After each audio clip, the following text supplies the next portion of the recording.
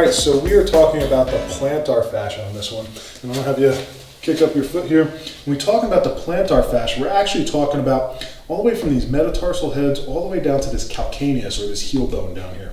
So we're working this tissue down here.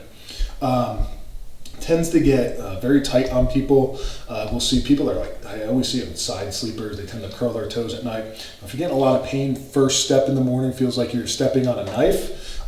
Definitely probably your plantar fascia needs some mobility and really want to break up this tissue. So the first thing that we do is we literally just grab the toes and then put that on stretch. So you reach, grab his toes, we're going to hold that.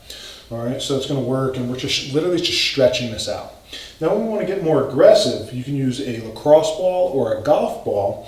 And what we want to do is we just want to put some pressure on this. We want to work all the way from that heel all the way up to the head of the toes and really find all that, I call it, it's like, it almost sounds like crunching snow in there when you get it. So it's like when you step on fresh snow, you hear that crunching or that packing down. You'll actually feel some of that happen and some of that breaking up if you get that in the bottom of the foot. And you'll really start to open up and get that tissue a little bit more supple.